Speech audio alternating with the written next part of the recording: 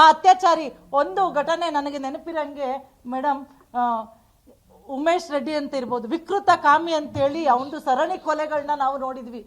ಅವನಿಗಿಂತಲೂ ಏನಾದರೂ 1000 ಪಟ್ಟು ಏನಾದರೂ ವಿಕೃತ ಕಾಮಿಯಾಗಿ ಇವತ್ತೇನಾದರೂ ಜೀವಂತವಾಗಿ ಅವರು ಇದ್ದು ಜೀವಂತ ಸತ್ತಂಗೆ ಮಾಡಿರ್ತಕ್ಕಂತಹ ಏನಾದರೂ ವಿಕೃತ ಕಾಮಿ ಇದ್ರೆ ಇವನೇ ಇರ್ಬೋದು ಅಂತ ಅನ್ಸುತ್ತೆ. ಯಾಕಂದ್ರೆ ನಾನು ವಿಡಿಯೋಗಳನ್ನ ನೋಡಿಲ್ಲ, ಯಾಕಂದ್ರೆ ಅದು ತನಿಖೆ ಆಗ್ತಿದೆ. ಅದನ್ನ ಸುಳ್ಳು ಅಂತ ಹೇಳ್ತಾ ಇದ್ದಾರೆ ಇವರು ಯಾರು, ಈ NDA ನಾಯಕರು. ಅದು ಸುಳ್ಳು, ಅದು ಫೇಕು. ನೀವು ಅದನ್ನ ತನಿಖೆ ಆದ್ಮೇಲೆ ಮಾತಾಡಿ. ಫಸ್ಟ್ ಆ ಹೆಣ್ಮಕ್ಳ ಪರವಾಗಿ ನಿಂತಿದ್ದೀರಾ ನೀವು. ಹೌದು, ಅದು ಸುಳ್ಳಾಗಿದ್ರೆ ಅವ್ನು ಯಾಕೆ ದೇಶ ಬಿಟ್ಟು ಓಡೋದ? ಅವನು ಯಾಕೆ ನನ್ನ ಖಾಸಗಿ ವಿಡಿಯೋಗಳು ಬರಬಾರ್ದು ಅಂತೇಳಿ ಇಂಜೆಕ್ಷನ್ ತಂದ ಮಾಧ್ಯಮಕ್ಕೆ? ಇದು ಪೆನ್ ಡ್ರೈವ್ ಇಂದ ಈಚೆ ಬಂದಿರೋದಲ್ವಾ, ಮಾಧ್ಯಮದಿಂದ ಬಂತ? ಇಲ್ಲ, ಪೆನ್ ಡ್ರೈವ್ ಇಂದ ಈಚೆ ಬಂದಿರೋದಲ್ವಾ. ಯಾಕೆ ತಂದ ಅವನು?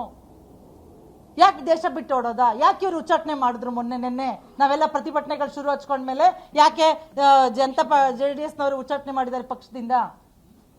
ಆಮೇಲೆ ಹೇಳ್ತಾರೆ ಅವ್ರ ತಂದೆ ಅವನೇನು ತಪ್ಪು ಮಾಡಿಲ್ಲ, SIT ಕರ್ದಾಗ ಬರ್ತಾನೆ ಬಿಡಿ ಅಂತ ಹೇಳ್ತಾರೆ. ತಪ್ಪು ಮಾಡ್ತಾ ಇದ್ದವನು ಯಾಕೆ ಹೋದ? ಯಾಕೆ ಇವ್ರು ಉಚ್ಚಾಟನೆ ಮಾಡಿದ್ರು? ಅನುಮಾನ ಅಲ್ವಾ ಇದು ನಮ್ಗೆಲ್ಲ? ಮನೆಯವ್ರಿಗೆ ಗೊತ್ತಿದೆ, ಅವ್ರ ಅಪ್ಪನ್ ಗೊತ್ತಿದೆ. 4 ತಿಂಗಳಿದೆ ದೇವರಾಜೇಗೌಡ ಅಂತಕ್ಕಂಥ ಅವರ ಮಾಜಿ ಶಾಸಕ, BJP ಶಾಸಕ ಬಂದು ಪತ್ರಿಕೆ ಮಾಧ್ಯಮದ ಮುಂದೆ ನಿಂತ್ಕೊಂಡು ಪ್ರೆಸ್ ಮೀಟ್ ಮಾಡ್ತಾರೆ, ಅವ್ರಿಗೆ ಪತ್ರವನ್ನು ಬರೀತಾರೆ. ಇವ್ರಿಗೆ ಟಿಕೆಟ್ ಕೊಟ್ಟರೆ